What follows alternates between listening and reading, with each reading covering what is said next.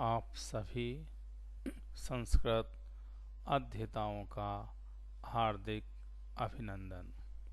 मैं डॉक्टर वीरेंद्र कुमार जोशी, सह आचार्य संस्कृत, गौरी देवी राजकीय महिला महाविद्यालय अलवर। हम एमए फाइनल संस्कृत साहित्य का जो पेपर तृतीय है, गद्य पद्य चंपू, उसका हम अध्ययन कर रहे हैं। गद्य पद्य चंपू के अंतर्गत जो नैषधीय चरितम है, इसका प्रथम सर्ग हमारे पाठ्यक्रम में है। प्रथम सर्ग का हमारा अनवरत अध्ययन चल रहा है। इसके पूर्व में हम अनेक श्लोकों को पढ़ चुके हैं, तो उससे आगे आज हम आगे वाले जो श्लोक हैं उनका अध्ययन करेंगे।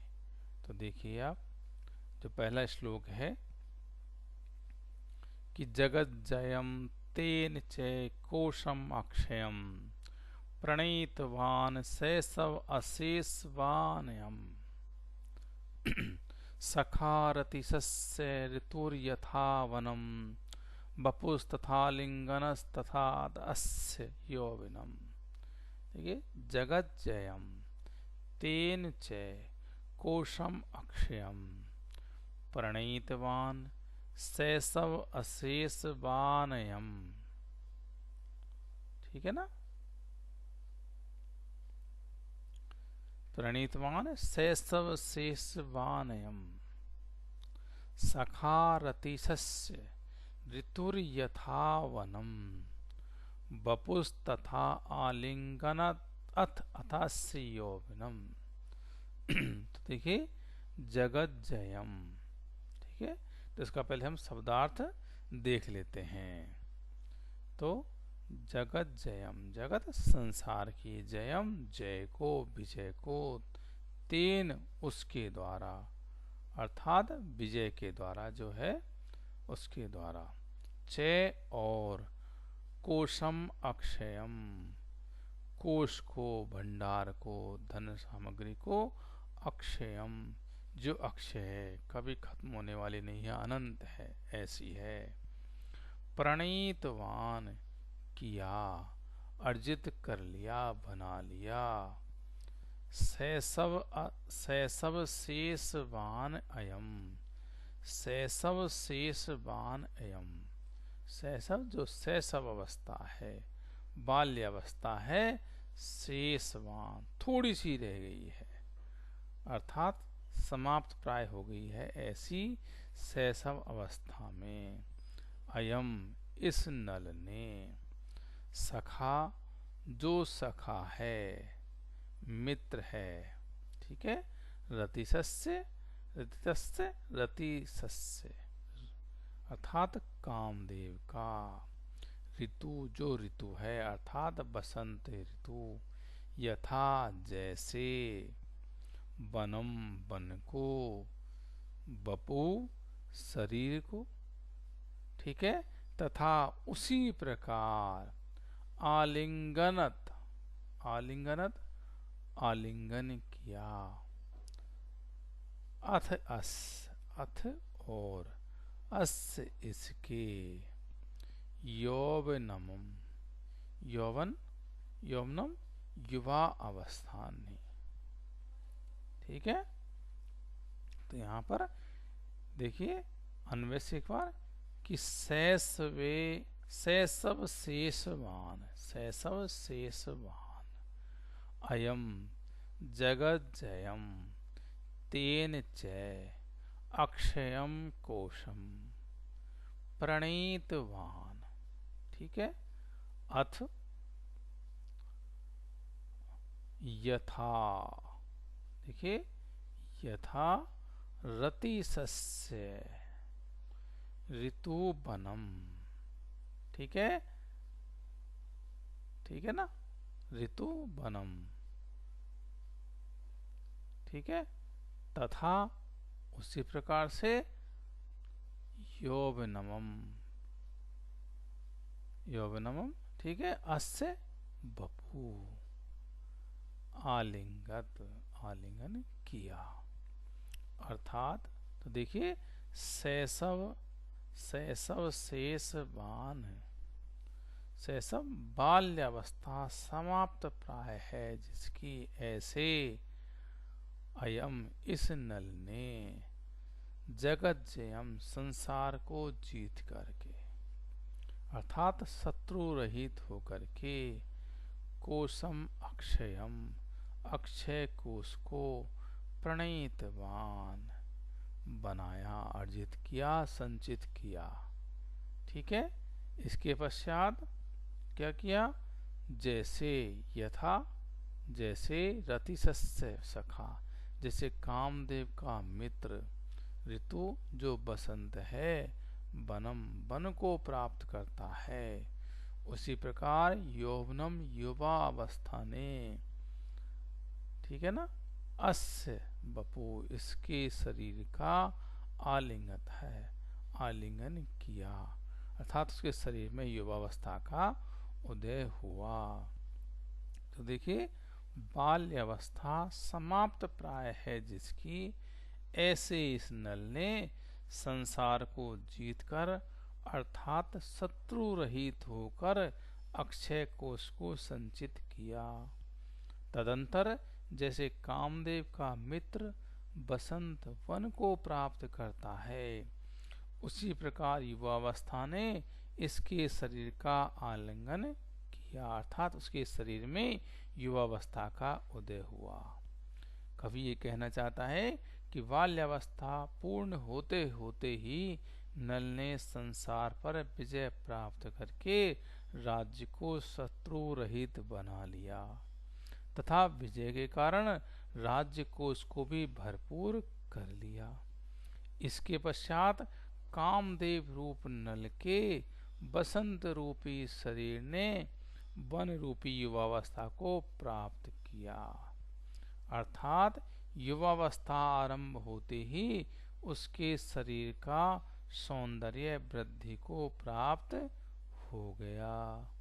यहाँ पर इस श्लोक में जो महाकवि श्री हर्ष हैं, उन्होंने राजा नल की युवावस्था को सूचित किया है। ठीक है ना, यहाँ पर उस पर विशेष रूप से उन्होंने अपनी दृष्टि को डाला है। यहाँ पर उनकी युवावस्था के बारे में हमको बता रहे हैं। ठीक है ना, तो जिसकी बाल्यावस्था अभी थोड़ी सी बची है ऐसी, अर्थात 16 वर्षीय इस नल ने जगत विजय करके अपने कोश को अक्षय बना दिया। ठीक है। और इसके अनंतर जैसे रतिपति काम का सखा ऋतु वसंत है वन में आता है, वैसे ही यौवन ने इसके शरीर का आलिंगन किया। ठीक है। यहाँ पर जो कवि है वो ये कहना चाहता है कि नल ने यौवन आने से पूर्व ही जगत विजय करके अपना भंडार अक्षय बना लिया। ठीक है, तो ये हो गया, स्पष्ट हो गया ना। ठीक है, अब इससे हम आगे चलते हैं। अगला श्लोक है, इसको देखिए, जो पद्य दिख रहा है आपको, देखिए कि अधारी पद्मेषु तदंघृणाम घृणा क्वे तच्छय छाये लवोस अपि पल्लवे तद आस्य दास्य अपि गतो अधिकारिताम न शारद है पार्विक सर्वीश्वर है। तो देखिए, अधारी पद्मेषु तदंघृणा घृणा क्वे तच्छय छाये लवोषपि पल्लवे तद आस्य दास्य अपि गतो अधिकारिताम न शारद है पार्विक सर्वीश्वर है। तो देखिए, एक एक का अर्थ देख लीजिए। आधारी, ठीक है ना, जो पहले शब्दार्थ हैं, तो अधारी कहा, देखिए अधारी यानी धारण किया, पद्मेषु पद्मेषु कमलों में, तदंघृणा तदंघृणा उसके चरणों ने। ठीक है, घृणा घृणा को। क्वे कहाँ पर, तच्छय छाए लवोशपि, तच्छय तच्छय उसके, छह हाथ की, छाए जो कांति है उसका, ठीक है। लवो अपि लेस मात्र भी, थोड़ा सा भी, ठीक है। आगे पल्लवे, ठीक है ना, जो ये है पल्लवे कोपल में, पत्तों में। तद आस्य दास्य अपि, तद उसके, आस जो मुख है उसके, दास्य अपि दासत्व में भी, ठीक है। गतो प्राप्त हुआ, ठीक है ना, गतो प्राप्त हो गया या हुआ, अधिकारिता, अधिकारिता को या अधिकारी, ठीक है। ने नहीं, शारद है, शारद है शरदकालीन, शरतकालीन।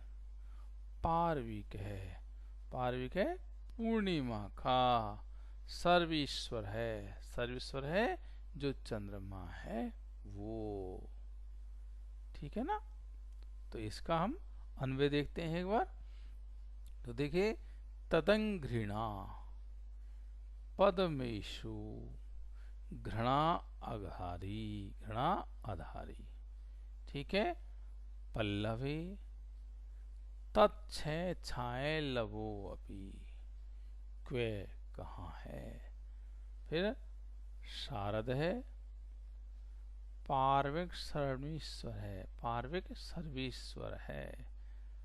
तद अस्य दास्य अपि अधिकारिताम, ठीक है, ने गतः।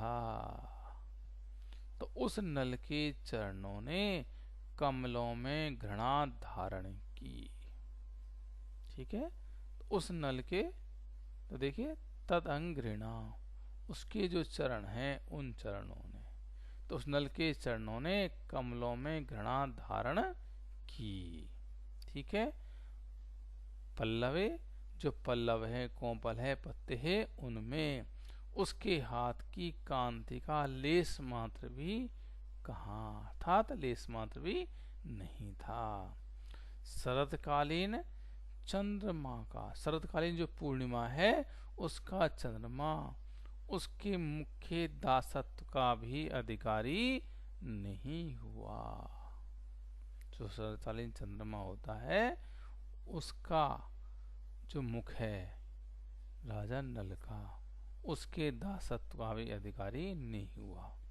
यहाँ पर महाकवि श्रीयस ने नल के शरीर की शोभा का वर्णन किया है, ठीक है ना। तो यहाँ पर शोभा का वर्णन किया उन्होंने, वो जैसे कह रहे हैं कि भाई उसके चरण ने पद्मों के प्रति घृणा अथवा दया या उपेक्षा का भाव दिखाया, और पल्लव में तो उसके हाथ की कांति का लेस भी कहाँ था, नहीं था।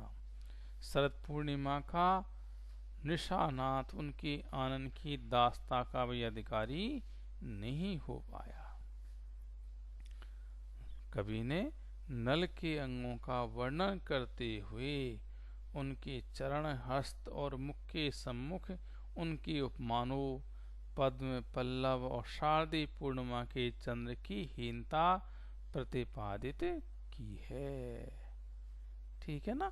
यहाँ पर इसको हम इस तरह से भी समझ सकते हैं। एक बार दोबारा से देख लीजिए कि जो कवि हैं वो कहना चाह रहे हैं कि नल ने कमल को अपने सुंदर चरण पर रेखा रूप में स्थित जानकर उससे घृणा की, या कमल को ही अपने ही आश्रित जानकर उस पर दया दृष्टि रखी।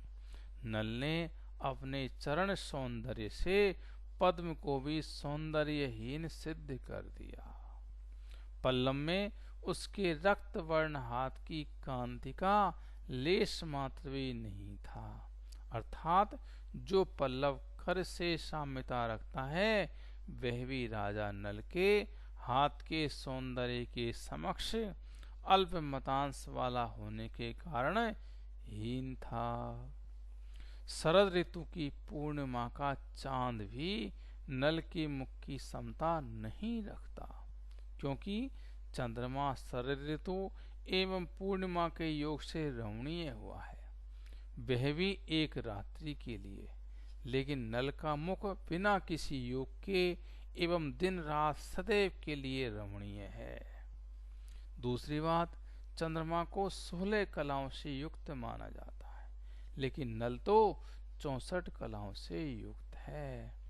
अतः उस हीन चंद्रमा की श्रेष्ठतम नल मुख से समता कैसे हो सकती है? समता तो दूर, चंद्रमा नल के दासत्व के योग भी नहीं है, क्योंकि रमणीय नायक के लिए रमणीय दास का होना ही उचित है। सारांश है यह है कि नल के चरण कमल से, हाथ नव पल्लव से तथा मुख शरतकालीन पूर्णिमा के चंद्रमा से अधिक सुंदर थे। यहाँ पर हम देखते हैं तो अधारी पद में सु तदंगणा गणा, इस पद में अतिशयोक्ति अलंकार है और नल के चरण का और मुख को प्रसिद्ध उपमान जो कमल है, पल्लव है और चंद्र से भी बढ़कर बताया गया है, अतः व्यतिरेक अलंकार है। दास से दास में यमक अलंकार है। अलंकार की दृष्टि से हम देखें तो यहाँ पर ठीक है ना। तो ये श्लोक जो हैं आपको स्पष्ट हो गए होंगे। इनको आप एक बार जरूर पढ़ें, इनका अभ्यास जरूर करें, फिर आपको और अधिक ये क्लियर हो जाएंगे। ठीक है ना। तो जयतु संस्कृतम जयतु भारतम।